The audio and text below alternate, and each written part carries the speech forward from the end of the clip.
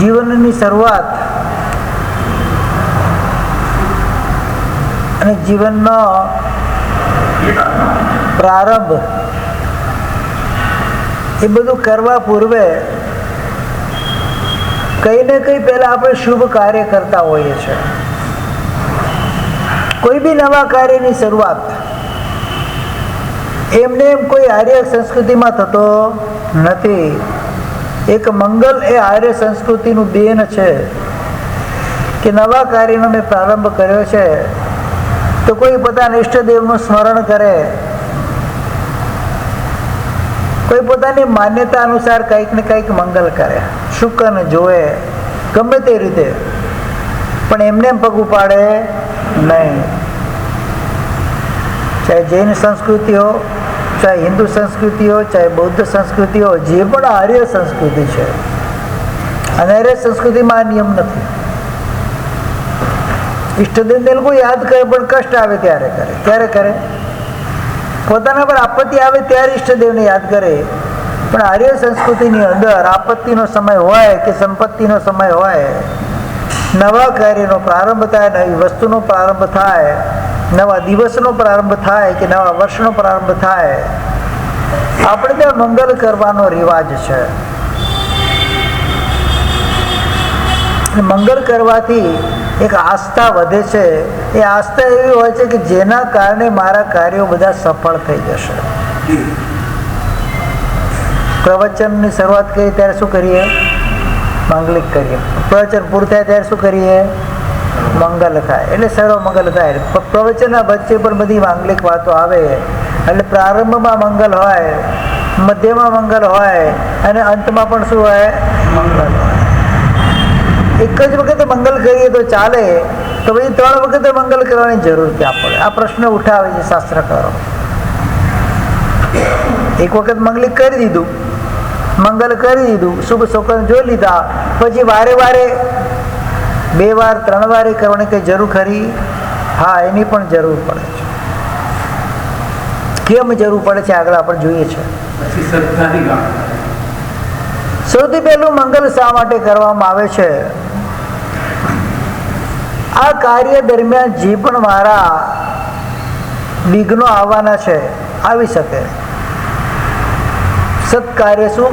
સત વિજ્ઞાની શું કહેવાય? સારું કાર્ય કરવા જાય એટલે સેંકડો વિઘ્નો સામે આવીને ઉપસ્થિત થયા વગર રહેતા નથી. તમે કોઈ પણ સારું કાર્ય કરવા જશો એટલે તમારે મુશ્કેલીઓ તો આવવાની છે. એ તો નિયમ છે. કોઈને થોડી આવે, કોઈને વધારે આવે, કોઈને ન આવે, ક્યારેક ન પણ આવે, બની શકે. એ ટાઈપનું કાર્ય તો ન પણ આવે, પણ આવે ખરા કંઈ ને કંઈ. સૌથી પહેલું મંગલિક કેમ કરવામાં આવે કે મને એવી શ્રદ્ધા છે, હું આ કાર્યની શરૂઆત પહેલાં મારા ઈષ્ટદેવનું સ્મરણ કરું છું, ઈષ્ટ પ્રવૃત્તિ કરું છું, જેના દ્વારા આ કાર્ય નિર્વિઘ્ન પૂર્ણ થાય એવી મંગલ કામના કરીએ. અંજન ચાલાકા પ્રતિષ્ઠા હોય તો મંગલ શ્લોકો બોલાતા રંતો ભગવંત ઇન્દ્ર મહિતા સિદ્ધાસ્ત સિદ્ધિ સ્થિતા મંગલ કરવામાં આવે. કોઈ પણ કાર્ય કરીએ, જિનાલયમાં જઈએ એટલે સૌથી પહેલા નિશ્ચય કરીએ મંગલ છે. શું છે? ઘરથી નીકળી આવશ્યક કઈ એ મંગલ છે. પરમાત્માએ બતાવેલા દરેક શબ્દો મંગલ સ્વરૂપ છે. અને મંગલ કર્યા પછી ઘણી વખત આપણે જોઈએ છે કોઈ લાંબી તપશ્ચર્યા કરવા વાળા હોય, 1 ઉપવાસ 2 ઉપવાસ 3 ઉપવાસ કરે, અથવા તો પહેલો ઉપવાસ કરવાનો હોય તો મંગલિક સાંભળવા માટે આવે. શેના માટે આવે છે? એના પાછળનો હેતુ શું છે? તથ્ય શું છે? કારણ શું છે એના પાછળનું? એ જીવના મનની અંદર એક પ્રકારની શ્રદ્ધાનું નિર્માણ થાય છે કે હું આ કાર્ય કરીશ, ગુરુ મુખથી હું મંગલિક શ્રવણ કરીશ, મંગલ શબ્દોને સાંભળીશ. શબ્દોની અંદર તાકાત છે કે જે કાર્ય કરવા હું જાઉં છું મારું કાર્ય નિર્વિઘ્ન રૂપે પૂર્ણ થશે. અને કદાચ વિઘ્ન આવશે તો વિઘ્નને ટાળવાનો મને અવસર મળશે, મને પુરુષાર્થ મળશે, મને શક્તિ મળશે. એટલા માટે મંગલિક સાંભળે છે. પ્રથમ મંગલ વિઘ્નોના નાશ માટે હોય. બીજા નંબરની અંદર એ શેના માટે મંગલ કરવામાં આવે છે? અશુભનો ક્ષમ કરવા માટે. શુભ પ્રવૃત્તિ ક્યારે થાય? જ્યારે અશુભનો નાશ થાય. પાત્રની અંદર સારું વસ્તુ ક્યારે આવી શકે? જ્યારે તમે ખરાબ વસ્તુને પાત્રમાંથી બહાર કાઢો તો જ તમે અંદર ખરાબ વસ્તુ સારી વસ્તુને અંદર ગ્રહણ કરી શકો. એના પહેલા ના કરી શકો, કારણ કે એમાં જગ્યા નથી હોતી. એટલે અશુભનો નાશ કરવા માટે મંગલ કરવામાં આવે છે. ઘણી બધી જીવનમાં તકલીફો આવતી હોય છે, ઘણા બધા વિઘ્નો આવતા હોય છે. ધાર્યા ન હોય એ પ્રકારની મુશ્કેલી ઊભી થઈ જતી હોય છે. ઘણી વખત એવું બને છે, આપણે કલ્પના ન કરી હોય ને એવા પ્રોબ્લેમ્સ આવીને ઊભા થઈ જતા હોય છે. આવું તો દરેક વ્યક્તિના જીવનમાં બનતું હોય છે. બને કે નહીં ભૂપતભાઈ? તો કેમ આવે છે? પૂર્વ ભવના અશુભ કર્મોના હિસાબે આવે છે. એ અશુભ કર્મ તો એક ક્ષણે ઉદયમાં આવી ગયો અને મારું કાર્ય જે સારી રીતે સુંદર રીતે ચાલતું હતું અને અચાનક જ મને ફટકો પડી ગયો. 10 વર્ષથી દુકાન ચલાવીએ છીએ, શાંતિથી નીતિમત વેપાર કરીએ છીએ, નીતિબદ્ધ વેપાર કરીએ છીએ, પોતાનું ઘર પરિવાર ચાલે છે શાંતિથી, કોઈ જાતનું તકલીફ નથી, બધું જ એકદમ રેગ્યુલર ચાલી રહ્યું છે. અને વચમાં કોઈ વ્યક્તિને તમે ઉધાર આપ્યું અને એ વ્યક્તિ પૈસા લઈને ભાગી ગયો, કે ઓફિસમાંથી દુકાનમાંથી કોઈ વ્યક્તિ ચોરી કરીને મોટી ચોરી કરીને ભાગી ગયો, અથવા કોઈ ગવર્મેન્ટ તરફથી કોઈ મોટો કાયદો આવી ગયો અને તમે એમાં ફસાઈ ગયા. આ વિઘ્ન આવી ગયું. શું આવ્યું? અનએક્સેપ્ટેબલ. તમે એની એક્સેપ્ટ કર્યું જ નતું, તમે એને વિચારણા કરી જ નથી કે આવું પણ કઈ થઈ શકે, અને છતાં એ આવી ગયું. શેના કારણે આવ્યું? પૂર્વ ભવના કોઈ અશુભનો સંચય ત્યાં થઈ ગયો અને વસ્તુ આવી ગઈ. તો મંગલ શું કાર્ય કરે છે? એ પૂર્વના તમારા અશુભનો ક્ષમ કરવાનું કાર્ય કરે છે. તમારા વિઘ્નોને હરી લેવાનું કાર્ય કરે છે. એટલે જ જ્યારે પણ નવું કાર્ય કરી, નવો દિવસ ઉગે, ભલે નવું કાર્ય કરીએ કે ના કરીએ, ત્યારે સૌથી પહેલા આપણા શાસ્ત્રમાં બતાવવામાં આવ્યું છે કે પંચ નમસ્કૃતિ, 5 નવકાર ઓછામાં ઓછા ગણવાના. પંચ પરમેશ્વરનું ધ્યાન કરીને પછી તમારે તમારી પથારીને છોડવાની હોય છે, કારણ એ મંગલ સ્વરૂપ છે. એ દિવસ દરમિયાન આવનારા તમારા દરેક વિઘ્નોનો નાશ કરશે. એમાં ચૂકી જઈએ તો આપણને તકલીફ થાય.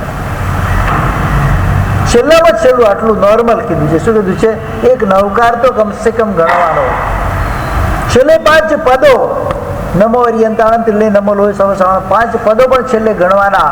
એના પહેલા ક્યારે પણ તમારી સજાગતા કરવાની નથી, ના પાડી છે. આ મંગલ છે. શું છે? નાના કાર્ય માટે નાના મંગલ હોય, મોટા કાર્ય માટે મોટા મંગલ હોય, અતિ મોટા કાર્ય માટે અતિ મોટા મંગલ હોય. બધી અલગ અલગ પ્રકારની પ્રક્રિયા હોય છે. ગ્રંથની શરૂઆતમાં ગ્રંથકાર મંગલ શેના માટે કરે છે?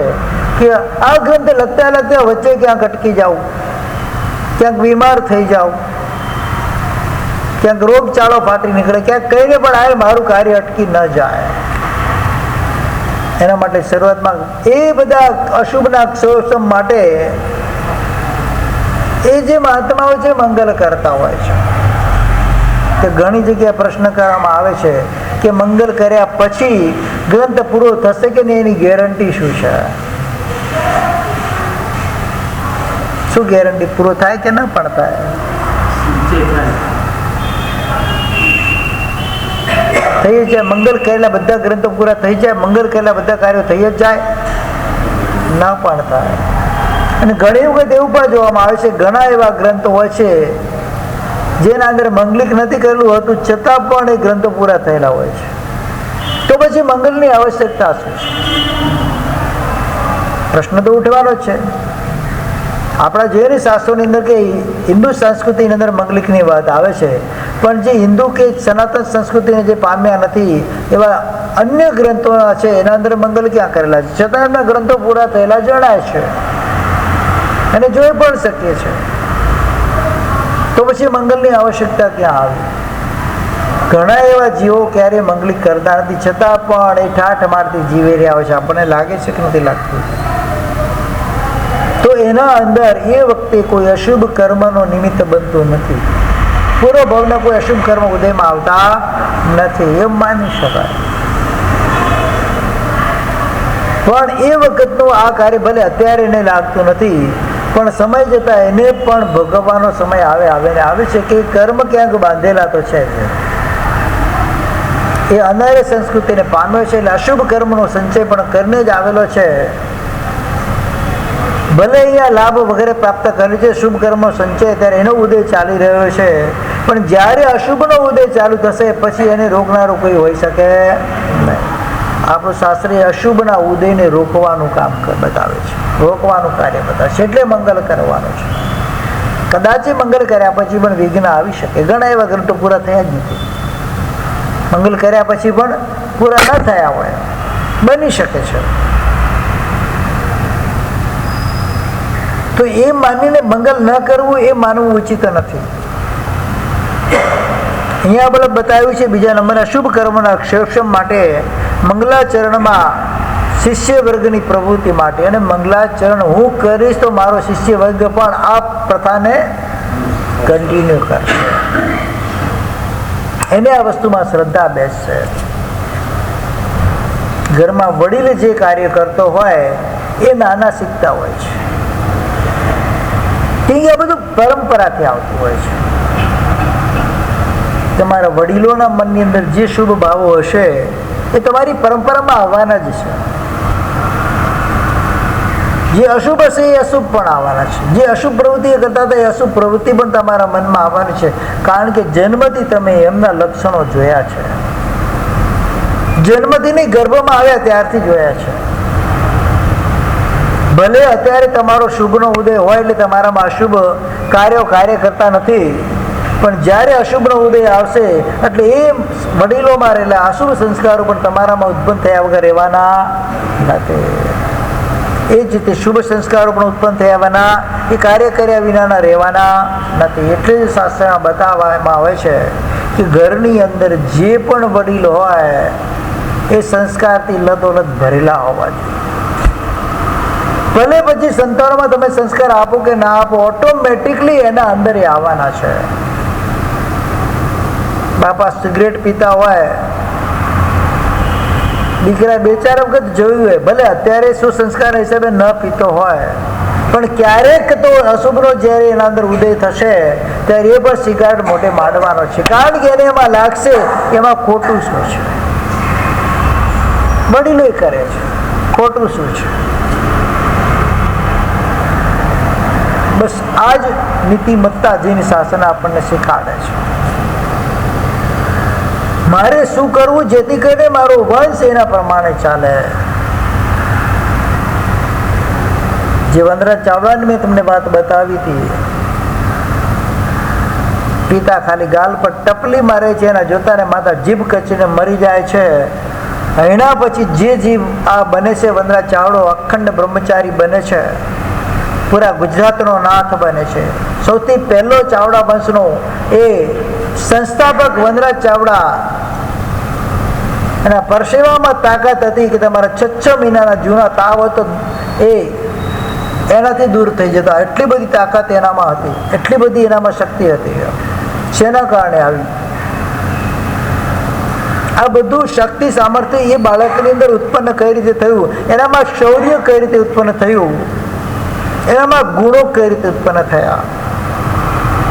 એક જ માત્ર કારણ હતું, માતાના સંસ્કાર. માતા કે મારે પુત્રની સામે કોઈ પણ જાતનું અસભ્ય વર્તન કરવું નથી, અને જો કદાચ થઈ જાય તો દંડ પોતે જાતે ભોગવીશ. એ વખતે પુત્રની ઉંમર માત્ર 2 મહિના કે 1.5 મહિનાની હશે. બાળકની ઉંમર ઘોડિયામાં સૂતેલું છે.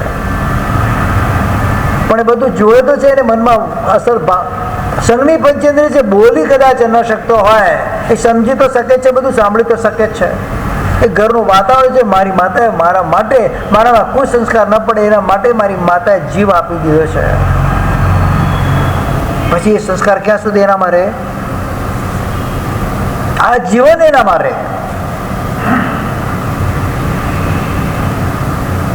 એ જ વસ્તુ અહીંયા પરિણત કરવાની છે. મંગલ શેના માટે કરવાનું છે? મંગલ એક સંસ્કારોનું દેન છે. સંસ્કારની સૃષ્ટિ કરે છે, સંસ્કારોનું સર્જન કરે છે. શિષ્ય વર્ગ પણ આ પ્રણાલિકાને ચાલુ રાખે એના માટે મંગલ કરવામાં આવે છે. ત્રીજા નંબરની અંદર વિશિષ્ટ જ્ઞાની અને શિષ્ટજનોની જે પરંપરા છે એના પાલન માટે પૂર્વકાળની અંદર જે શિષ્ટજન હતા, જે બે આપણા મહાપુરુષો હતા, એ દરેક કાર્યમાં મંગલ કરતા હતા. અરે એ તો છોડો, તીર્થંકર પરમાત્મા પણ પોતાની દેશના દેતા પહેલા મંગલ કરીને દેશના દે છે. ત્રણ પ્રદક્ષિણા કરે ચૈત્ય વૃક્ષને, પછી નમો તીર્થસ નમો કરીને મંગલ કરે છે. શું કરે છે? 3 કલાકની જે દેશના દેવાની હોય એના પણ શું કરે છે? એ મંગલ કરે છે. આ પરંપરા ક્યાંની છે? આપણા પરમાત્માની આ પરંપરા છે. કોઈ પણ હિન્દુ સંસ્કૃતના ગ્રંથ પણ લઈ લો, સૌથી પહેલો શબ્દ એમાં મંગલનો જશે. ઓમ નમો શિવાય કે જે લોકોને જે લખતા હોય કે દરેક શિષ્ટ પુરુષોને ખબર હોય છે, સજ્જન પુરુષોને, વિદ્વાન પુરુષોને ખબર હોય છે, સાધુ પુરુષોને ખબર હોય છે કે કોઈ પણ કાર્ય મારે શરૂઆત કરવી છે તો મારે મંગલ તો કરવું જ પડશે. એ મંગલની અંદર ઈષ્ટ દેવતાનું સ્મરણ હોય. શું હોય? પોતે જેને માનતા હોય એનું સ્મરણ છે. કોઈ કુલ દેવતાને માનતા હોય, કોઈ તીર્થંકરને માનતા હોય, કોઈ ગુરુને માનતા હોય, કોઈ જેને પણ માનતા હોય, પોતાના પૂર્વજોને માનતા હોય, એ કોઈને પણ માનતા હોય એનું સ્મરણ કરીને પછી નીકળે. શક્યાથી શક્યાનું કાર્ય નિર્વિઘ્ન પૂર્ણ થાય. પછી કોઈ અશુભ ઉદય આવી જાય અને કદાચ અટકે, પણ છતાં અટક્યા પછી પણ પાછું કન્ટિન્યુ થઈ શકે. શ્રીપાલ રાજાનો રાસ ઉપાધ્યાય વિનયજી મહારાજાએ રાંદેર ગામ સુરતની અંદર રચવાની શરૂઆત કરી. અમુક ઢાળો રચાઈ ગઈ અને પોતે કાળધર્મ પામી ગયા. પણ ગ્રંથના પ્રારંભે મંગલ કરેલું હોવાથી એ કાર્ય ઉપાડી ઉપાધ્યાય યશોજી મહારાજાને ગ્રંથ આખો પૂર્ણ કરે છે. 11 ઢાળ પૂરી થઈ, ગ્રંથ પૂરો થયો. એના માટે કરીને કહેવામાં આવે છે કે મંગલ કરવું આવશ્યક છે. આ પ્રથમ મંગલ કહેવાય છે.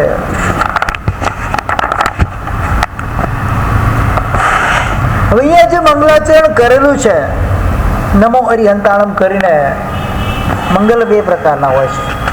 એક ભાવ મંગલ હોય છે અને એક દ્રવ્ય મંગલ હોય છે. દ્રવ્ય મંગલ એટલે સાંસારિક કાર્યો માટે તમે કોઈ દહીં ખાતું હોય છે, કોઈ નવા કાર્ય માટે જતા હોય તો શું કે ગોળ ખવડાવે, દહીં ખવડાવે, કભી કાંઈક, એ બધું એ દ્રવ્ય થકી થતું મંગલ એને શું કહેવાય છે? એ દ્રવ્ય મંગલ કહેવાય છે. દ્રવ્ય મંગલ પણ જરૂરી છે. ચંદ્ર પ્રગતિ સૂત્રની અંદર પૂજ્યપાદ મલય ગુરુશ્રી મહારાજે બતાવેલું છે તમે કયા નક્ષત્રની અંદર કાર્ય કરો ત્યારે કઈ વસ્તુ ખાવી જોઈએ જેથી તમારે મંગલ શરૂ કરે. આ નક્ષત્રમાં આ વસ્તુ, આ નક્ષત્રમાં આ વસ્તુ, આ નક્ષત્રમાં આ વસ્તુ ખાઈને તમે જો પ્રયાણ કરીએ કે એનો કાર્યનો પ્રારંભ કરી તમારું કાર્ય સફળ થાય. એ દ્રવ્ય મંગલ છે. શું છે? અને નમસ્કાર આદિ કરણ સ્વરૂપ જે મંગલ છે એ ભાવ મંગલ છે. બંને પ્રકારના મંગલ કરાય છે. લગ્નના માંડવે જાઓ છો લગ્ન કરવા માટે તો ઘરથી મોઢામાં શું મૂકીને જાઓ? ગોળની કાકડી બધું કઈ બી મૂકે ને મોઢામાં. કેમ મૂકે છે? મંગલિક કાર્ય માટે જાય છે તો મંગલ કરીને જાઓ. દીક્ષાર્થી જ્યારે મુમુક્ષ અવસ્થામાં સંયમ લેવા માટે જતો હોય ત્યારે એને પણ મંગલ કરીને મોકલવામાં આવતો હોય છે. કદાચ ખાવાની વસ્તુ ન હોય તો એના માથા પર કંઈક તમે ચોખાથી એને વધાવો છો. શું કરો છો? વધાવવું એ શું છે? અક્ષરથી વધાવવું એ શું છે? એ પણ ક્રિયા શેની છે? એ દ્રવ્ય મંગલ ક્રિયા છે.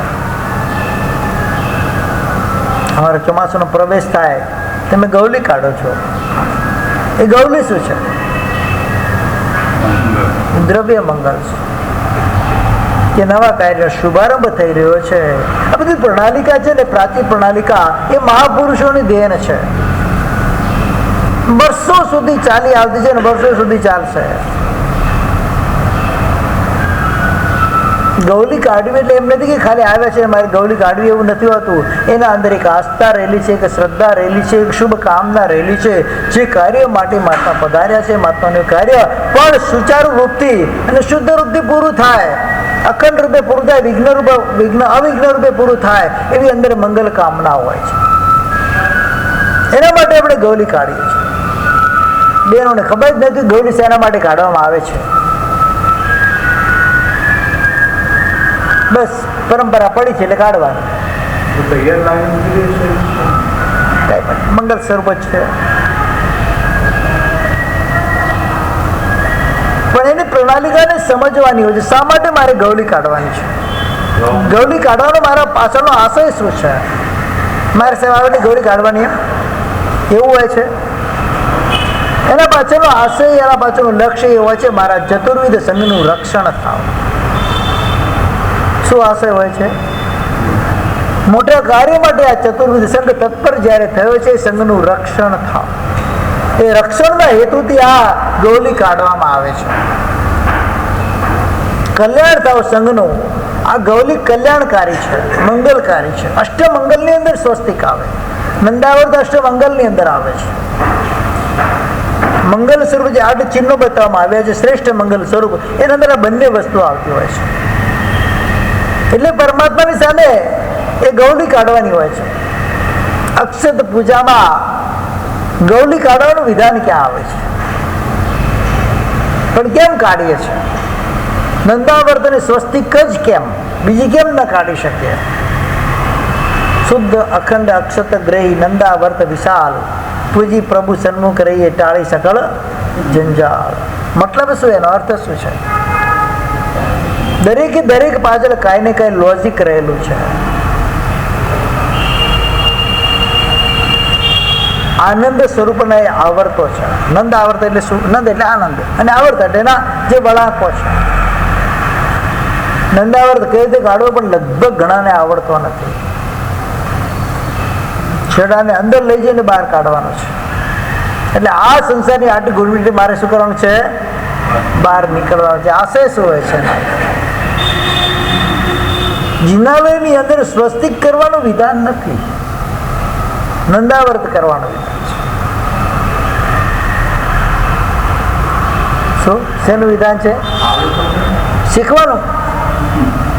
આખી દુનિયાની પંચાયતો આવડતી હોય, આખી દુનિયાની પંચાયતો કરવાની આવડતી હોય તો આટલું ના આવડે? હા, જિંદાલયની અંદર આખી દુનિયાનો ઉપદેશ આપવાનો પોતાને આવડતો હોય, પોતાને નંદાવર્ત ના આવડતો હોય. એવા મહાપુરુષો પણ તમે જિંદાલયમાં મળે, અને દરેક દરેક ગામમાં મળે. સંપૂર્ણ વિધિ કરવાની છે. એક સાદો પણ નંદાવર્ત આલેખતા શીખી જવાનો છે. મંગલ સ્વરૂપ છે, પરમાત્માની સામે નંદાવર્ત આલેખવાનું છે. પરમાત્માને સ્વસ્તિક નથી કરવાનું. સ્વસ્તિક તો દરેક જગ્યાએ સ્વસ્તિકનું વિધાન હોય છે, વિશેષ રીતે પરમાત્માની સામે શું કરવાનું છે?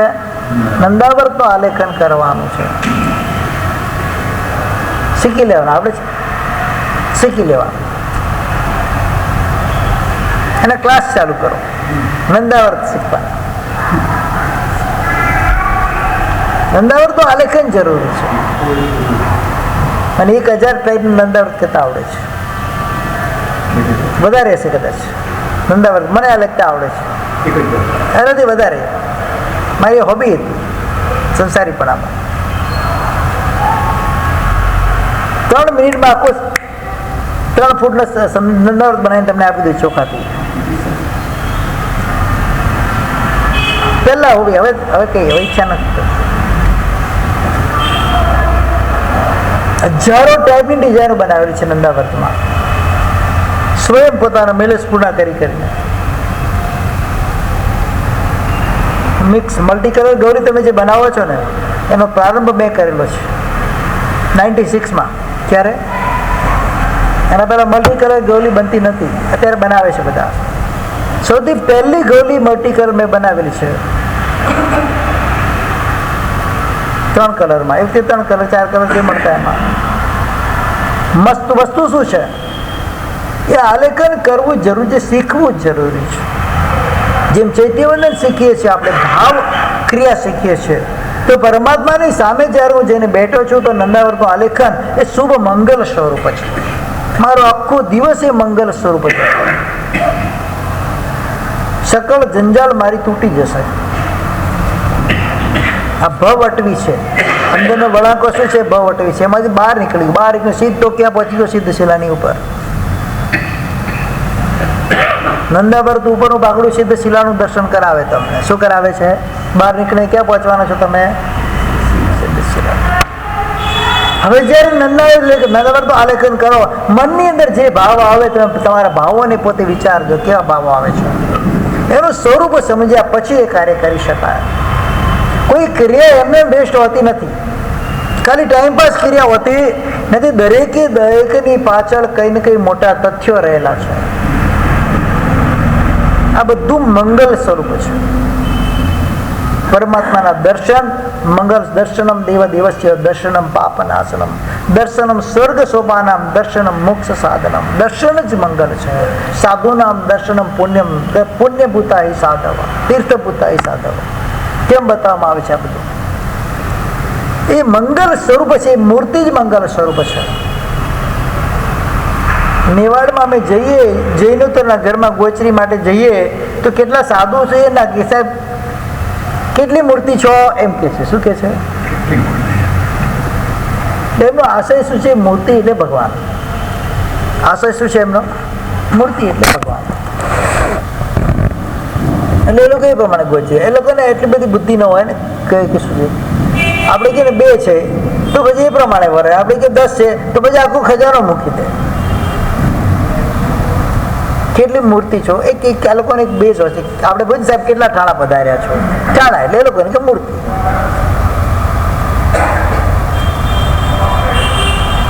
આશય એ ટાઈપનો હોય છે. ગોચરીમાં આવી સાહેબ 2 ઠાણા છો એટલું તો ચાલશે. શું કે સાહેબ 4 ઠાણા છો એટલું તો ચાલશે. કેમ? એનો આશય શું છે? તમારે ઓછું ન પડવું જોઈએ. એ બુદ્ધિ સારી હોય છે. મંગલ બુદ્ધિ હોય છે. કેવી બુદ્ધિ હોય છે? તો આપણે શું જેને જેટલું જોઈ લઈએ ભલે એમને એટલો ખબર છે એવો ભાવ નહીં રાખવાના મનની અંદર. ભાવ તો ઊંચા શુદ્ધ જ રાખવાના. ભલે મહાત્માને જેટલો પણ ખાપો એટલું વરસે, મારા ભાવ કેવા હોય.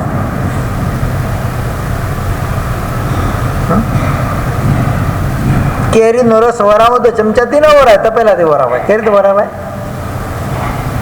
જે પાત્ર હોય ને પાત્ર ઉપાડવાનું હોય. ભલે અંદરથી કેટલું પણ વરે. એ એમનો વિષય છે. મારો વિષય શું છે? સંપૂર્ણ દાનનો મારો વિષય છે. મારે મંગલ જ કરવું છે, મારે શુદ્ધ જ થવું છે, તો મારું દાન પણ શુદ્ધ હોવું જોઈએ. મંગલ સ્વરૂપ દાન હોવું જોઈએ. મારે સાહેબને આ શાક નહીં ચાલે, આ મંગલ થઈ ગયું. અમારે તો શું થાય? અમારા માટે આ મંગલ થઈ ગયું. કેમ નહીં ચાલે? મારો પ્રશ્ન છે. કેમ નહીં ચાલે? સાહેબ કોથમીર નાખેલી છે. અત્યારે ચોમાસામાં શું કહેશે? સાહેબ કોથમીર નાખેલી છે.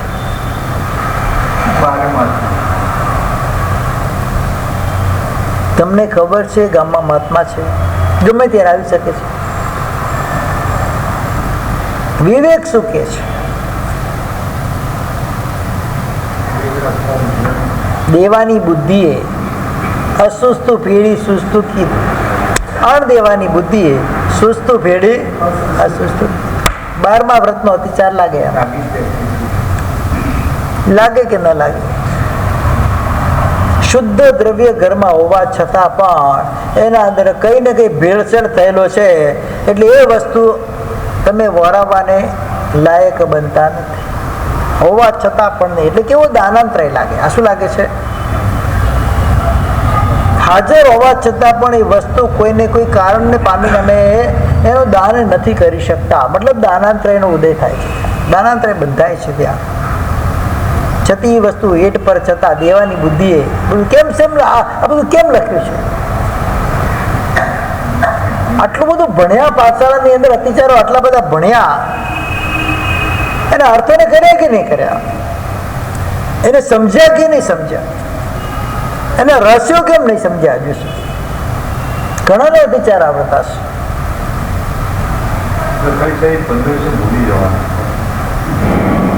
ખાલી પોપટ રટે એમ રટી જવાનું બસ.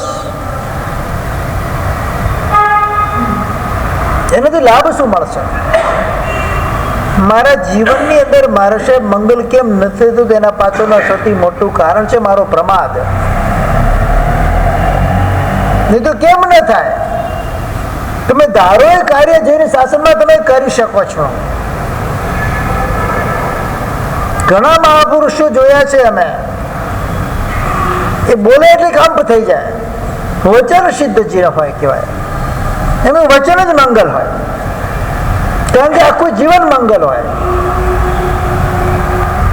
જેનું જીવન મંગલ એનું વચન મંગલ હોય કે ના હોય? હોય જ. પરમ પવિત્ર જીવન હોય, પરમ પવિત્ર શુદ્ધ ભાવો એની અંદર હોય, પરમ પવિત્ર શુદ્ધ પરિણામો એના અંદર અધ્યવસાય પરમ પવિત્ર હોય. એ જીવનો દરેકે દરેક વસ્તુ પવિત્ર, મન વચન કાયા ત્રણે પવિત્ર હોય. એનો આશય પણ ઉત્તમ જ હોય, દરેક જીવનું કલ્યાણ કરવું, એમ સવી જીવ કરું સાસમર્ષ. પરમાત્માનો આશય કેવો હોય છે? પરમાત્મા મંગલ સ્વરૂપ છે. એના માટે ખબર છે, પોતે મોક્ષમાં ગયા એટલે મંગલ છે, એટલે તમે એમને મંગલ માનો છો. સર્વ કર્મનો નાશ કરીને મોક્ષમાં પધારી ગયા એટલે તમે એને મંગલ માનો છો. ના, એમાં મંગલ નથી. એમનું જીવન મંગલ છે, એમનો આશય મંગલ છે. મારું ચાલે તો દરેકે દરેક જીવને આ સંસારમાંથી છોડાવી, આ કર્મની જંજાલમાંથી મુક્ત કરી અને બધાને પરમ પદને પ્રાપ્ત કરાવી દઉં.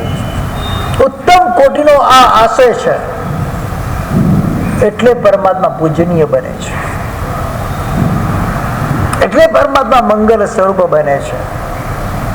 એમનું નામ મંગલ થઈ જાય છે. નામ સ્થાપના દ્રવ્ય ભાવ 4 રીતે મંગલ થાય. આ નામ મંગલ છે. અર્યંત પરમાત્માનું નામ લીધું એટલે નામ મંગલ થઈ જાય. એમની સ્થાપના કરી છે એટલે સ્થાપના મંગલ થઈ જાય. હવે એના અંદર શું છે? 4 કોડીઓ છે, 5 શું છે? 5 અક્ષ છે. એ દરિયામાં પડેલા હોય, તમે એની સામે ચૈત્યવંદન કરો, એની સામે સામાયિક કરો, કેમ નથી કરતા? આખીરકાર આવે છે ક્યાંથી? એ સંકલા છીપલા કે જે કોડી વગેરે હોય કે એને આઈરિયા કહેવાય. શેમાંથી આવે છે? દરિયામાં કહેવાય. ત્યારે એની સામે તમે ચૈત્યવંદન સ્તુતિ વગેરે કઈ બી ક્રિયા તમે ધાર્મિક અનુષ્ઠાન કરો છો, કેમ નથી કરતા? કેમ નથી કરતા? મારો પ્રશ્ન છે. શું વિધિ કરી અમે એમાં?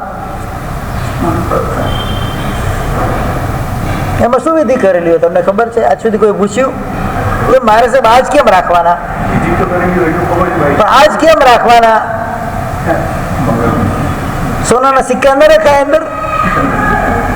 હા, 5 હીરા મૂકીને દે મોટા મોટા, ચાલે કે ના ચાલે? અતુચ્છ વસ્તુ કેમ રાખવાની? આ ચીપલા કોટલા કેમ રાખવાના અંદર? એના પાછળનું તથ્ય શું છે? એને આઈરિયા જ કહેવાય છે. જીવનું નામ શું છે? આઈરિયા. એમાં આચાર્યની સ્થાપના નથી હોતી, એમાં પંચ પરમેષ્ઠીની સ્થાપના હોય છે. અર્યંતથી માંડીને સાધુ સુધી 5 પરમેષ્ઠીની પ્રતિષ્ઠા અંદર કરવામાં આવે છે. આખી વિધિ છે, એની ક્રિયા છે. પછી જ એનો ઉપયોગ થાય. એમ ન થાય તો મને બજારમાંથી લઈને આપ્યા, મારા સાહેબ એના ભગવાન બનાવી દઉં, ચાલે? ચાલે ખરા? એ ન ચાલે. એની પ્રતિષ્ઠા, જેમ મંગલ મંદિરની અંદર પરમાત્માની પ્રતિષ્ઠા થાય છે, અંજન ચલાકા વિધિ થાય છે, એના અંદર પણ પ્રતિષ્ઠા થાય છે.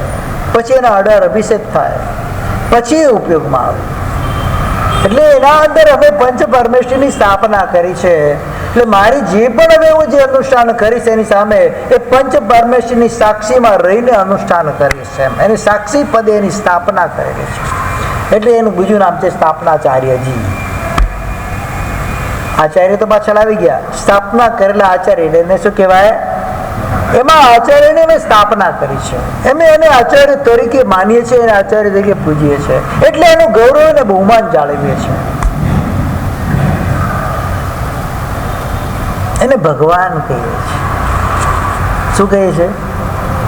આ ભગવાન છે. એ કર્મ ખપાઈને મોક્ષમાં જતા રહે છે, ભગવાન છે આ બધા. પણ એની પંચ પરમેષ્ઠી, પરમેષ્ઠી એટલે ભગવાન, પંચ પરમેષ્ઠી એટલે ભગવાન પદેની અમે સ્થાપના કરી છે.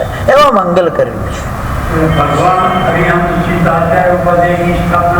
પાંચે પાંચ પદની સ્થાપના એમાં થાય, એટલે 5 આઈડિયા મૂકવામાં આવે છે. 6 પણ નહીં, 7 પણ નહીં, 4 પણ નહીં, 3 પણ નહીં, 2 પણ નહીં, 1 પણ નહીં, 5 પદ હોય છે. અર્યંત સિદ્ધ આચાર્ય ઉપાધ્યાય સાધુ, અને એક ની અંદર 5 પદની સ્થાપના હોય. એક આઈડિયા અંદર મૂકેલા હોય એમાં 5 પદની સ્થાપના કરવામાં આવે છે. વિધિપૂર્વક એનો જાપ કરવો પડે, એની સ્થાપના કરવી પડે. અરે નવકાર વાળી ગણી છે, નવકાર વાળી આપણે એની પણ સ્થાપના કરવી પડે પછી જ ગણાય. એની પણ વિધિ હોય છે, એનો મંત્ર હોય છે. નવકાર વાળીને મંત્રિત કરવાનો. બજારમાંથી લાઈન બેઠા બેઠા ગણવા માંડો, એનો કોઈ અસર ના થાય. એની પણ વિધિવત પૂજા અર્ચના કર્યા પછી જ એ કાર્ય કરે, બાકી કાર્ય ના કરે. દરેક ચીજમાં ભાવ મંગલ અનુષ્ઠાન રૂપ કરવાનું હોય પછી જે કાર્ય કરે, બાકી કરે નહીં. મંગલ એના માટે હોય છે, એટલે મંગલને સમજવાનું છે ખાસ. પ્રસ્તુત જે મંગલાચરણ છે ભાવ મંગલ સ્વરૂપ છે. ત્યારે નમો રીતે મંગલ કર્યું છે, ભાવ મંગલ સ્વરૂપ છે. અને એ મંગલ સ્તુતિ, નમસ્કાર, જ્ઞાન, દર્શન, ચારિત્ર આદિ ઘણા પ્રકારનું આ મંગલ હોય છે. જેમ કે બતાવે છે ચત્તારી મંગલમ, અરિયંતા મંગલમ, સિદ્ધા મંગલમ, સાવ મંગલમ, કેલી પનમ, ધમ્મ મંગલમ. 4 મંગલ શાસ્ત્રમાં બતાવે છે. અરિયંતા મંગલ, અરિયંત મંગલ છે. સિદ્ધ મંગલ, સાધુ મંગલ છે. જે કેવલી પરમાત્મા જે ધર્મની પરોપણા કરી છે, ધર્મ સ્વયં મંગલ છે. શું છે? 4 મંગલ બતાવવામાં છે શાસ્ત્રમાં.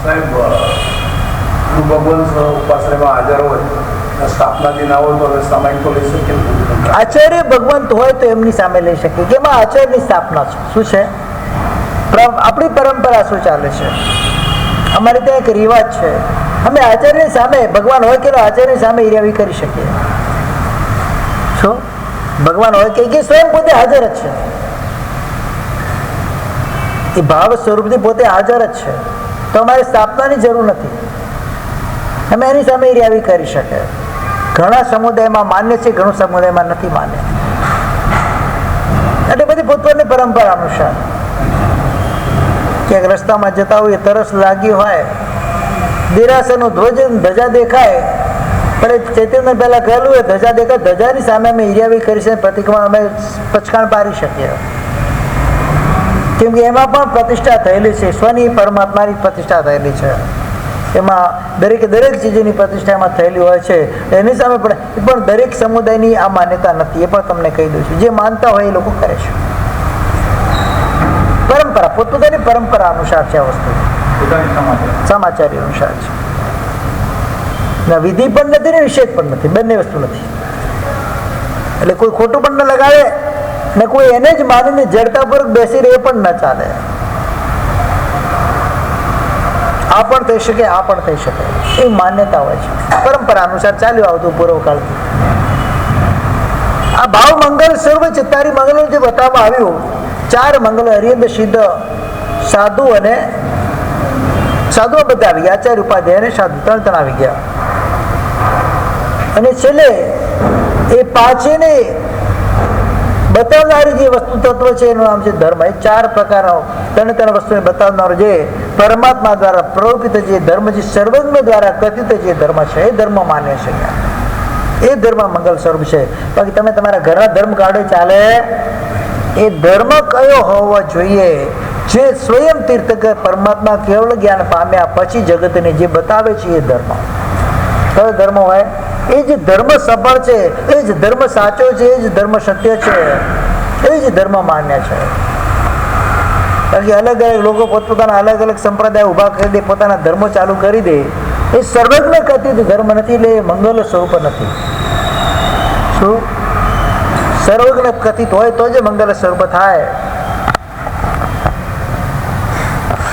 એટલે વિઘ્ન શાંતિનું કારણ હોવાથી સર્વ મંગલમાં પ્રથમ મંગલ આ પંચ પરમેષ્ઠી કહેવાય છે.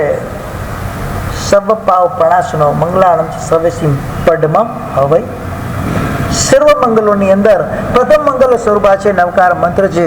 છેલ્લે આપણને કશું પણ સૂઝતું ન હોય, કશું પણ આવડતું ન હોય, કંઈ પણ કાર્ય કરવાની આપણે સક્ષમતા આપણામાં ન હોય તો માનસિક રીતે પણ નમસ્કાર મા મંત્રનું ચિંતન કર્યા પછી જ કોઈ કાર્યનો પ્રારંભ કરવો, ભલે એક વખત પણ બોલવાનો, જેથી આવનારા વિઘ્નોને નાશ કરવા માટેનો આપણને પ્રબળ એક પરિબળ મળી રહેશે.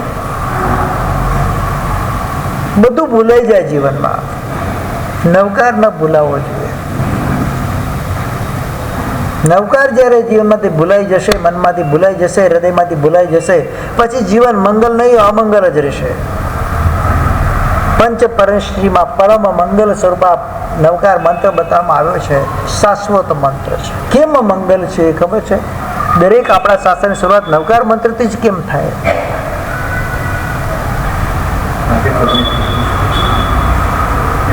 બધા મંત્રોમાં શિરોમણી મંત્ર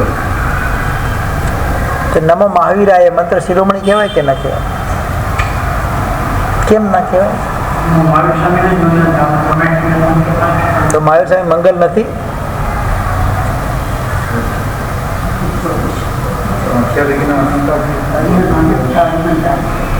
નમો તીર્થંકરાણમ લખીએ તો મંગલ થાય કે ના થાય? નમો અરિયંતાણમ જ કેમ લખ્યું?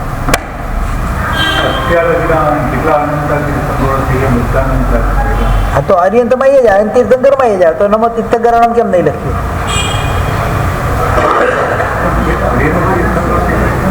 કેમ નહીં લખ્યું? એમ એ વાક્ય કેમ નહીં લખ્યું? મારો પ્રશ્ન એવો છે. અરિહંત જ કેમ?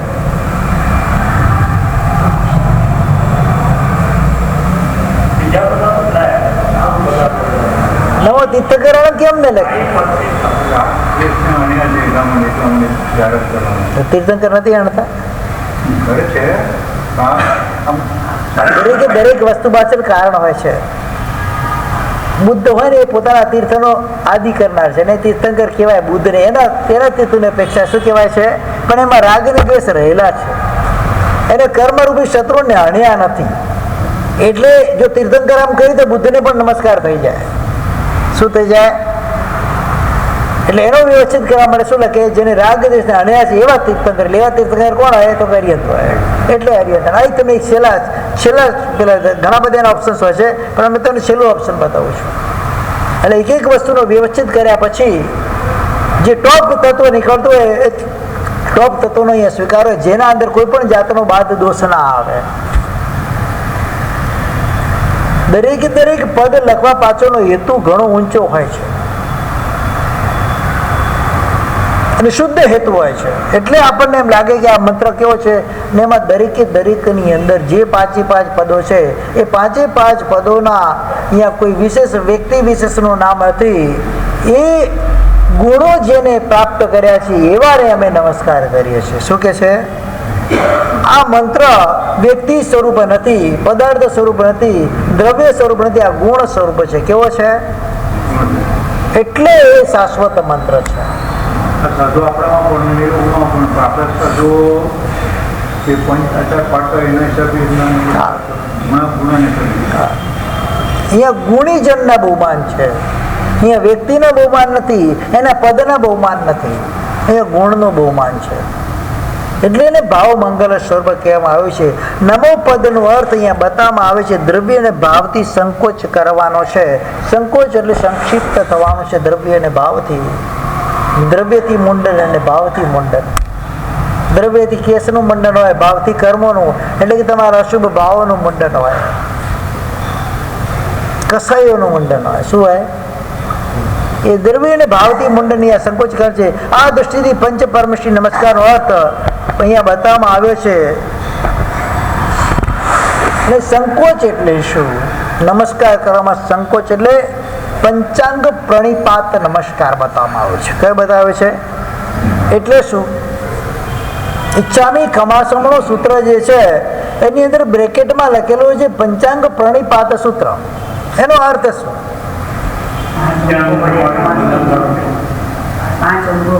ચૈત્યવંદન ભાષે તમે ભણ્યા હોય તો એમાં બધું જાણું કર દુગ મુત્તમ અંગમ ચ. મતલબ શું? ભણ્યા હશે તેને ખબર છે. દો જાણું એટલે બે તમારા ઘોડા કર દુગટ, બે હાથની કુણી અને ઉત્તમાંગ, આ પાંચે પાંચ જ્યારે જમીનને સ્પર્શે ત્યારે એને શું કહેવાય? એને પંચાંગ પ્રણિપાત કહેવાય. એટલે આ દ્રવ્ય સંકોચ થયો. શું થયો? તમારા શરીરને તમે શું કર્યું છે?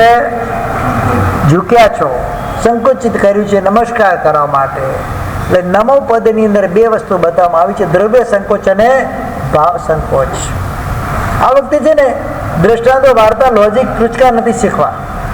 આ વખતે થોડા તત્વોનું સમાલોચન કરવું છે. દરેકે દરેક ક્રિયા પાછળના હેતુને સમજવાના છે. આ ગ્રંથ એના માટે જ મેં લીધો છે. એમાં ઘણી બધી વાર્તાઓ છે, ઘણા બધા પદાર્થો છે, ઘણું બધું સમજવાનું છે, પણ એ નથી સમજ, એના રહસ્યોને સમજવા છે. એક એક પદ ભલે ના થાય, ગ્રંથ પૂરો થવાનો જ નથી અમે, પણ એક એક પદ પણ સમજાઈ જશે. હવે જ્યારે જિજ્ઞાલયની અંદર ઉપાસનની આપણે પંચાંગ પ્રણિપાત કરશું ત્યારે લાગશે કે હું શું કરી રહ્યો છું? હું દ્રવ્ય સ્વરૂપ નમસ્કાર કરીને દ્રવ્ય મંગલ કરી રહ્યો છું. શું કરશું લાગશે ત્યારે? શરીરનું સંકોચન કરવાનું છે. બહુ શ્રુત બન્યા પછી જ આ બધું વસ્તુ ખ્યાલમાં આવે. એક ગ્રંથમાં આ બધી વસ્તુ ના મળે. અનેક ગ્રંથના અધ્યયન પછી જ આ વસ્તુ તમને સમજમાં આવે કે ક્યાં તેનું અનુસંધાન થાય છે. અને શ્લોકો પદાર્થો યાદ રાખવાના હોય છે. એટલા પૂરતું પણ યાદ રાખવાનું. હું કરું છું દો જાણું કરું કે મત ગમશે, આ વાક્ય મને યાદ હોય અને પછી હું ખમાસણ આપતું, એ ખમાસણમાં દ્રવ્ય સાથે ભાવ ભળાય કે ના ભળાય? પછી નમો કરું તો ઘણો એટલે કેટલો? ઘણું બધું. તમારા ભાવની તરતમતા ત્યાં તરત જ દેખાઈ આવે. અરિહંત આદિ પંચ પરમેશ્વર નમસ્કાર કરવું તથા ભાવથી આત્માને અપ્રશસ્ત પરિણતિથી દૂર કરીને પ્રશસ્ત પરિણતિમાં લીન કરવું, એને કહેવાય છે ભાવ નમસ્કાર. શું કહેવાય છે? હવે નમસ્કાર કરું છું. કોને નમસ્કાર કરું છું? સામે રહેલા પંચ પરમેશ્વરને હું નમસ્કાર કરી રહ્યો છું. એ કોઈ જગતનું જેવું તેવું તત્વ નથી. એ જગતનું સર્વશ્રેષ્ઠ સર્વોત્તમ તત્વ છે. એ તત્વની સામે મારું મસ્તક ઝૂકી રહ્યું છે, મારું શરીર ઝૂકી રહ્યું છે, દ્રવ્યથી શરીર ઝૂકી રહ્યું છે, ભાવથી મારા અપ્રશસ્ત ભાવો એની સામે ઝૂકી રહ્યા છે. આ છે સાધનાનો પ્રારંભ. શું? સમ્યક સાધનાનો પ્રારંભ શું છે? દરેક ક્રિયાના પ્રારંભની અંદર કેમ ખમાસણું દેવામાં આવે છે? ત્યારે પ્રશ્ન થાય ખરા? સીધી એરિયા ખેતો ચાલે કે ચા કાંચી એરિયા પડી કાંઈ ચાલે કે ન ચાલે? ચાલે કે ન ચાલે? તો ખમાસણું કેમ દેવાનું? ભૂપતભાઈ, તમારા 84 વર્ષનું જીવન પર્યાય એમાં શું પ્રકાશ પાડે છે? કેમ ખમાસણું દેવાનું? બોલો. ખમાસણું દેવા પાછળનો એક જ તથ્ય હોય છે, જે ક્રિયા કરી રહ્યા છો એના પ્રત્યે વિનય દેખાવાનું કામ કરો. તમે ઝૂકી જશો તો જ તમારી ક્રિયા સફળ થશે. નમસ્કાર કરવા સ્વરૂપ મંગલવાય છે ખમાસણ. તમારા અહંકારને તોડવા માટેનું કાર્ય કોણ કરે છે? આ ખમાસણો કરે છે. તમે ઝૂક્યા છો મતલબ હવે સરેન્ડર થઈ ગયા છો. 100% સરેન્ડરશીપ જો તમારામાં આવી જાય તો સમજી લેવાનો કે હવે મારા આત્માનું કલ્યાણનો પ્રારંભ થઈ જશે. હવે જે પણ ક્રિયા કરી છે બધી ક્રિયા મારી શુભમાં જશે, અશુભમાં નહીં જાય. એ ખમાસણનું આટલું બધું પ્રયોજન છે, મહત્વ છે, વિચાર કરો તમે. ખમાસણ દીધા પહેલા ક્યારે વિચાર કર્યો ખરા? આ કેટલી ઇમ્પોર્ટન્ટ ચીજ છે. અમારે ક્યાંથી ક્યાં સુધી પહોંચાડી દે છે? ક્યારે વિચાર કર્યો? ક્યારે? આ રહસ્ય સમજવાના છે. આ સૂત્રો શા માટે ગૂંથવામાં આવ્યા છે એના અર્થો કરવાના છે. ક્ષામી ખમાસણ પંદિયું શેના માટે ઈચ્છું છું? શેની મારી ઈચ્છા છે? મારી વંદન કરવાની ઈચ્છા છે, મતલબ મારી ઝૂકવાની ઈચ્છા છે, મારે સરેન્ડર થવાની ઈચ્છા છે.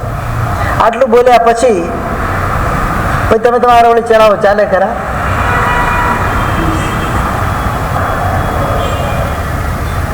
ખમાસણો આપ્યા પછી કસાય થાય ખરા? સંવત્સરી પ્રતિક્રમણ જોઈએ અમે, લગભગ સંઘોનો ઇતિહાસ અમારી સામે હોય. ઝઘડા સૌથી વધારે કયા દિવસે થાય? સંઘની અંદર. અને કયા સમય થાય? કેમ કેમ ત્યારે જ થાય? અહીંયાની વાત ક્યાં કરું છું? જ્યાં થાય ત્યાંની વાત છે. કસમકસ વધારે ક્યારે થાય? કર્મ બંધના દિવસે થાય કે કર્મ ક્ષયના દિવસે થાય?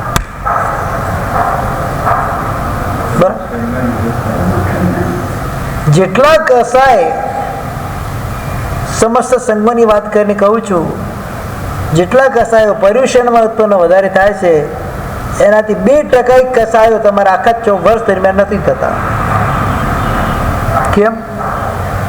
કોઈ આવતા જ નથી. કસાય શું થાય? અહીંયા બધા આવે. સંપૂર્ણ 100% હાજરી હોય એટલે શું થાય? આખું વર્ષ ભલે એમને ખબર ઉપાસર ક્યાં છે, દેરાસર ક્યાં જોયું પણ ન હોય, પણ સંવત્સરના દિવસે બધા શું થવા માટે આવે? સ્પીકર બનવા માટે આવી જાય. પછી ઝઘડાઓ ચાલુ થાય. કસાય મૂકવા માટે આવ્યા છીએ, ત્યાં કસાયોનો સંગ્રહ કરીને આપણે જઈ રહ્યા છીએ. ભાવ મંગલ કરવા માટે આવ્યા છીએ, આ ભાવ અપમંગલ કરીને જાય છે. પછી આખું વર્ષ કેવું જાય?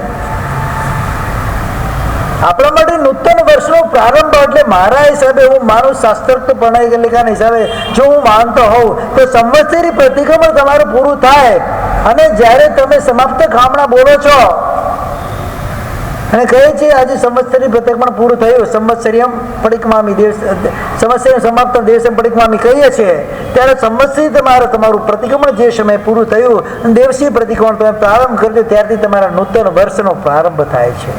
કારણ એ વખતે તમે સંપૂર્ણ દ્રવ્ય અને ભાવથી નિર્મળ થઈ ગયા છો. ઈચ્છામી દુક્કડમ. શું કહો છો? એટલે શું? હવે મારા જીવનમાં કોઈ પણ જીવ માત્ર પદે દ્વેષ ભાવ નથી, ક્લેશ ભાવ નથી, સંકોચનો ભાવ નથી, કોઈ સંસ્કારનો ભાવ નથી. હું પરમ પવિત્ર આત્મા છું. એટલે પરમ પવિત્ર આત્માનો એક ક્ષણથી શું શરૂઆત થાય છે? એના નવા વર્ષની શરૂઆત થાય છે. શું થાય છે? પછી હવે આ વર્ષ દરમિયાન ગયા વર્ષમાં કરેલી ભૂલોને હું દોહરાવીશ નહીં. આ પ્રતિજ્ઞા હોય છે. ગયા વર્ષે જેની સાથે અબોલા થયા હતા, જેની સાથે વાટાઘાટો ચર્ચા વગેરે થઈ હતી, વિચારણાઓ થઈ હતી, ઝઘડા થયા હતા, એને મેં અત્યારે ભાવથી અંતઃકરણ પર ઈચ્છામી દુકડમ આપી દઉં છે. Don't repeat again. હવે આ વર્ષમાં રિપીટ નહીં જ થાય એવો સંકલ્પ ત્યાં હોય છે. શું હોય છે? એ સંકલ્પ જયારે આવે એટલે તમારા નવા વર્ષની શરૂઆત થાય કે ન થાય? એટલે નૂતન વર્ષ ક્યારે હોય? કારતક સુદ એકમ નું હોય કે ભાદરવ સુદ ચોથ નું હોય? ક્યારે હોય બોલો? નૂતન વર્ષ ક્યારે હોય? હવે ક્યારે કરશો હેપી ન્યુ યર? મારું મંતવ્ય એવું છે કે એ દિવસે જ તમારા નવા જીવનની શરૂઆત થાય છે. વેલ બિગિન્સ ઓફ યોર લાઈફ. તમારા નવા જીવનની શરૂઆત ક્યારે થાય છે? એ જ તમારા માટે નૂતન વર્ષ હોય કે ના હોય? કારણ આ જ દિવસે તમે પ્રતિક્રમણ કર્યા પછી સર્વ પ્રકારે મન વચન અને કાયાથી કર્ણ કરાવની અનુભૂતિ તમે સર્વ પ્રકારે તમે શુદ્ધ થઈ ગયા છો. પછી એ મંગલ સ્વરૂપ જ હોય. સોનું જ્યારે ખાણમાં પડેલું હોય, અનેક તત્વો સાથે ભરેલું હોય, એના અંદર કેમિકલ આદિ નાખીને એને શુદ્ધ કરીને સોના સ્વરૂપ બનાવે, એના ટુકડા થાય અને પછી પણ એને પાછું પીગાળવામાં આવે. એને કચ્છ, તાપ અને છેદ એની 3 પ્રકારની પરીક્ષાઓ એની કરવા માટે આવે છે ને પરીક્ષાઓ દ્વારા ઉત્તીર્ણ થઈને સોનું જ્યારે સોનું બની બહાર નીકળે ત્યારે જ એના આભૂષણો બને છે. ત્યારે જે મંગલ સ્વરૂપ થાય છે. એમાં આત્મા પણ અનેક ભૌતિક કસાયોથી મુક્ત રંગાલો છે, કસાયોથી લેપાયેલો છે. ઘણા બધા કર્મમાં એના પર લાગેલા છે. હવે આ મારા પ્રતિક્રમણ દ્વારા મારી તપ, જ્ઞાન, દર્શન, ચારિત્ર, તપ, આ 4 પ્રકારની આરાધના દ્વારા, દાનશીલ, તપ, ભાવ, 4 પ્રકારના ધર્મ દ્વારા, પંચ પરમેશ્વરના સ્મરણ દ્વારા, પ્રતિજ્ઞા દ્વારા મારો આત્મા હવે શુદ્ધ થઈને, નિર્મળ થઈને ભઠ્ઠીમાંથી નીકળ્યો છે. હવે શુદ્ધ સ્વર્ણ રૂપે એને પ્રાપ્ત કર્યું છે. એ પ્રાપ્ત કર્યા પછી હવે આત્માને પાછો મારે અપનાવવો કે બગાડવો નથી. આવો સંકલ્પ સમસ્યાના પ્રતિક્રમણ કરતી વખતે કોઈને પણ અત્યાર સુધી મનમાં થયો છે ખરા? કેટલા પ્રતિક્રમણ કર્યા સમસ્યાના બતાવો? કેટલા કર્યા અત્યાર સુધી? એટલે સભાન અવસ્થામાં, બાળક અવસ્થામાં કર્યા છે, ભૂલી જવાનો છું. પણ સમજણ આવી ત્યારથી કેટલા પ્રતિક્રમણ થયા છે? 20, 25, 50 થયા કે નહીં થયા? એ 50 પ્રતિક્રમણના સારમાં મને ક્યારે પણ મારા મનમાં એવો સંકલ્પ આવ્યો કે હવે આ પ્રતિક્રમણ કર્યા પછી એ જે અશુભ ભાવોને મેં તિલાંજલિ આપી છે, એ અશુભ ભાવો મારે હવે મારા જીવનમાં પાછા નવા પ્રગટ થવા જોઈએ નહીં. એવો સંકલ્પ ક્યારે થયો આજે સુધી? તો જ સાચું પ્રતિક્રમણ કહેવાય. સાચું મિચ્છામિત્રમ ત્યારે જ કહેવાય. સાચી નમસ્કૃતિ ત્યારે જ કહેવાય. સાચા નમન ત્યારે જ કહેવાય. સાચો વૈરાગ્ય પણ ત્યારે જ કહેવાય જ્યારે આ કાર્ય મારા અંદર સુપેરે પ્રગટ થાય. આ વખતનું પ્રતિક્રમણ મારે આ રીતે કરવું છે મારા સાહેબ. હવે નવા જૂના પરિણામોને મારામાં લાવવા નથી. નવા જ પરિણામો અને શુદ્ધ પરિણામો જ મારા જીવનમાં હોવા જોઈએ. એ શુભ ભાવ સાથે મારે આરાધના કરવાની છે. તમને કહું ને, 100 જણા, 200 જણા, 500 જણા આવે, એમાં 5 જણા કે 2 જણ પણ આ રીતે પ્રતિક્રમણ કરે તો એ આત્માનું જો કલ્યાણ થાય, સમ્યક દર્શનને પામી એને સંસારને પરિત્ય કરી નાખે તો સમગ્ર જેટલા પ્રતિક્રમણ બેઠે છે બધાને એનો લાભ મળે. પુરુષાર્થ તમારો શેના માટે હોય છે? જગાડવાનો. કેમ જાગવાનું કહે છે અમે? એ જ કારણ હોય છે કે એક વ્યક્તિ પણ એમાં સન્માર્ગે ચાલ્યો જશે, એનો સંસાર કપાઈ જશે, એ જલ્દી મોક્ષમાં જતો રહેશે, એનો લાભ બધાને મળે છે. મૌન પૂર્વકની મારી શાંતિ. ઉપાસનામાં મેં પ્રવેશ કર્યો એટલે મારે હવે મોઢામાંથી શબ્દ બોલવાનો મને અધિકાર નથી ગુરુની આજ્ઞા વગર. હા હો ને કા કુ ને એમાં મારે બહેનોને તો પૂછવું જ ના પડે. મારે સાહેબ બૂમો પાડીને તાળી એ સારું બંધ થાય જ નહીં. આરાધના કરવા માટે આવે છે કે વિરાધના કરવા માટે આવે છે? સૌથી પહેલા એ સમજવાનું છે. હું જે સ્થાનમાં જાઉં છું આરાધનાના બળને પ્રાપ્ત કરવા માટે જાઉં છું કે વિરાધનાને પ્રાપ્ત કરવા માટે જાઉં છું? સૌથી પહેલા વિચારો, પછી જે સ્થાનમાં પ્રવેશ કરો. જો આરાધના પ્રાપ્ત કરવી હશે તો સૌથી પહેલા આરાધનાનું શસ્ત્ર છે મૌન. કયું છે? કોઈ પણ જાતની ફાલતુની ચર્ચા કરવી નહીં. હા, સંઘ સંબંધી કોઈ વાત હોય, શુદ્ધ વાત હોય, સારી વાત હોય, આરાધના સંબંધી વાત હોય, એના માટે કોઈ નિષેધ નથી. પંચાયતો કરવાનું અહીંયા કાર્ય હોતું કે જો ભાવ મંગલ કરી નિશ્ચય કરીને અંદર મેં પ્રવેશ કર્યો છે, મતલબ સર્વ પ્રકારના સાંસારિક પાપ વેપારનો ત્યાગ કરી અને હું આ અનુષ્ઠાન કરવા માટે આ સંસ્થાનોમાં પ્રવેશ કરી રહ્યો છું, તો હવે પછી મારે એ બધા વ્યવહાર કરાય. ભાવ મંગલ કરી ને આ રીતે મારે નીકળે છે. હવે કાલે આપણે 5 પરમેશ્વરના સ્વરૂપને જોશું. ઘણી વાર સાંભળ્યું છે, ઘણી વાર જોયું છે, પણ આજે અલગ રીતે આપણે જોવું છે. અરિયંતથી માંડીને સાધુ સુધીના 5 પરમેશ્વરનો આપણે એક નવા નજરિયાથી એનું દર્શન કરશું. આ ભગવતી સૂત્રના માધ્યમથી ખરેખર અદ્ભુત છે, મજા આવશે સાંભળવાની. તો કાલે આજે તો પ્રવચનનો સમય આપણો પૂરો થઈ ગયો છે. આવતીકાલે રવિવાર છે. કાલે સવારે 10 વાગે બાળકોની શિબિર, જો બાળકો આવશે તો, ને બપોરનું આપણું જે પ્રવચન જે છે 2:30 વાગે 3 વાગ્યાનું જે પણ નાખીએ તે એના અંદર ગઈ વખતના 4 મુદ્દા જે આપણા બાકી રહ્યા છે, નખોદવાળા 4 મુદ્દા જે બાકી રહ્યા છે એ 4 મુદ્દા પર વિશ્લેષણ કરશું. અને આવતી શિબિરની અંદર એક ક્ષમાપનાનો વિષય રહેશે. શેનો રહેશે? કે એના પછી લગભગ પર્યુષણની તૈયારી થવાની શરૂઆત થઈ જશે. કઈ રીતે કરવી એક શિબિર એ પણ લેશું આપણે. આવતી શિબિરની અંદર મિચ્છામિ દુક્કડમ, શું ભાવપૂર્વક તૈયાર થઈને જ આવવાનું છે. હૃદયની અંદર સરળતા લઈને જ આવવાનું છે. કસાયો વગેરેને તમારા ક્લેશોને કંકાસોને મૂકીને આવવાનું છે. તો જ ભાવપૂર્વક આપણે ક્ષમાપના કરી શકીશું, ક્ષમાપના ગુણને સમજી શકીશું. એના ઉપર જ આખી શિબિર આપણી રહેશે. એ વિશે આગળથી આપણે જાહેરાત પણ કરી દેશું. વિશેષ કંઈ કહેવાનું હોય તો અહીંયા આવીને કહી શકશો છો.